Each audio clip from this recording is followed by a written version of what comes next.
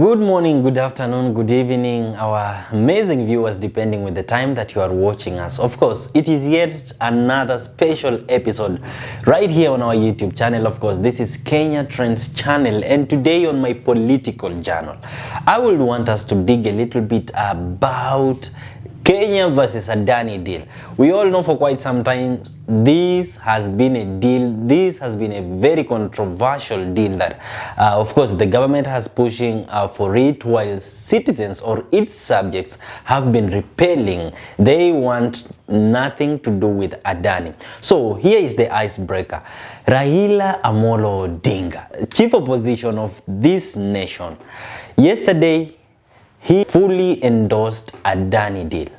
In fact, according to Raila, Adani company is one of the best companies that he thinks should take over Jkia, because yesterday he went ahead declaring what Adani holds, its net worth, how many companies it has improved.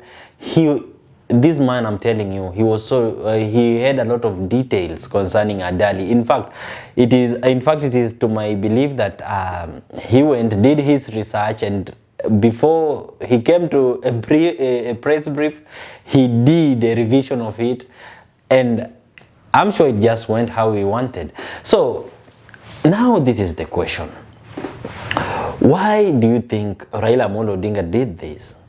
Is it for the good of the country, or is it because maybe he has aligned himself with the Ruto, or perhaps Adani has visited him personally? You know, I want to believe that when companies want to invest in a foreign country, or they want to get a deal, they will always want to use relevant people in that country. In fact, I'm told sometime back there is this period that Samsung wanted to build its headquarters, headquarters here in Kenya, and there were some politicians who were not given something, and so they went ahead rejecting, and Samsung was not willing to bribe anyone or to associate itself with corruption, and so they moved their headquarters to Ethiopia.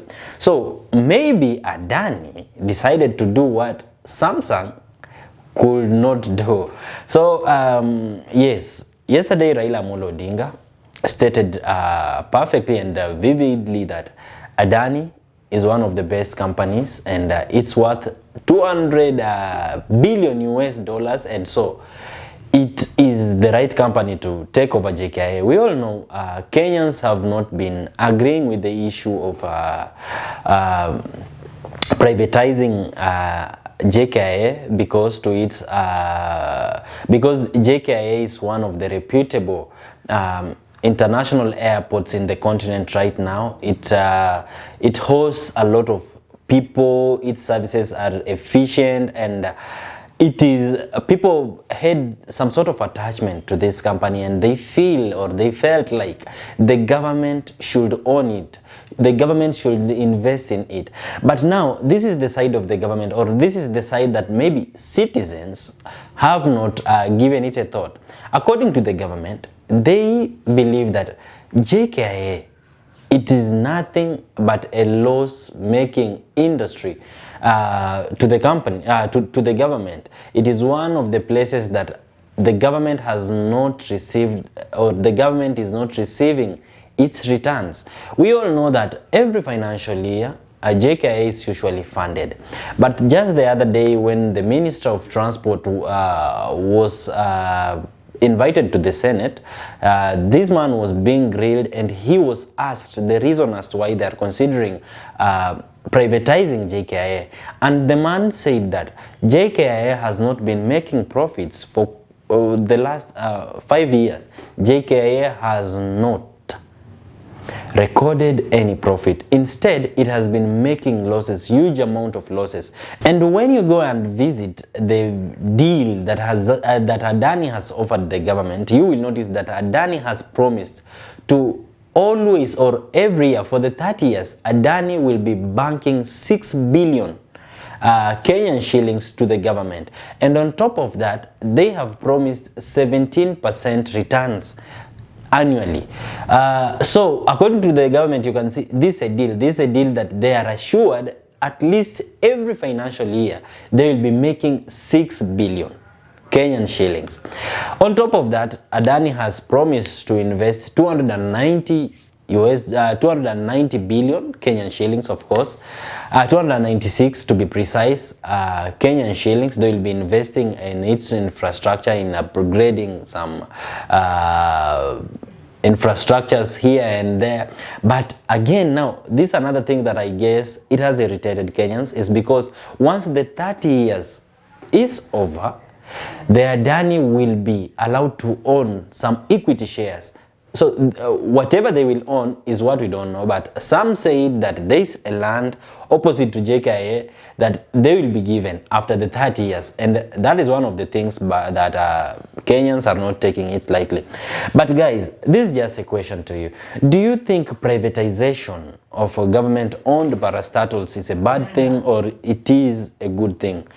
I think, personally, if you ask me, I think we should privatize some of government's infrastructures that are a burden to us, because at the end of the day, we do not want our taxes to just be lost in some form of investments that do not have returns. We want them to be invested in a sustainable projects. So I do not know what you hold. I do not know what your opinion is in this. But my thoughts are 30 years is not quite a long time, because again, I do not know what you hold concerning the Adani deal, but I'm just thinking out loud, and I thought of Expressway. Expressway is not fully owned by the government. It is a project that was constructed by a Chinese company, and to my knowledge is that the company is still maintaining it, is still taking the revenues from Expressway for quite some time, until the day that it will regain its amount that it invested on the road or on the infrastructure. So it is to my belief, or to my knowledge, that some of the projects that we boast as government's infrastructures are not fully owned by the government. Just the other day, the president was in USA, and he made a deal with the state. He made a deal with United States. He was promised an expressway from Nairobi to Mombasa, and this expressway, in return, they say that it will also be maintained by the USA government for 40 years. They will be the one in charge, taking revenues from the expressway for 40 years. So it is to my knowledge that some of these infrastructures are not always owned by the government. I do not know your opinion about the Adani deal, but if it's for the good, why not?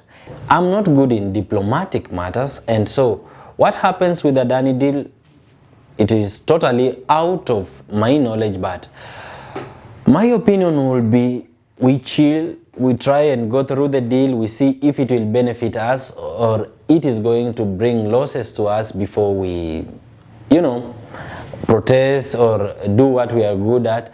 Yesterday, Raila Amolo Odinga did that, and so I'm hoping, politically, or I'm just hoping that maybe the noises about Adani deal will go down. Because again, remember, Adani has already signed a deal worth 96 billion with a Ministry of Energy, the Ketraco. There is a deal between Ketraco and Adani, and this deal is about Adani building.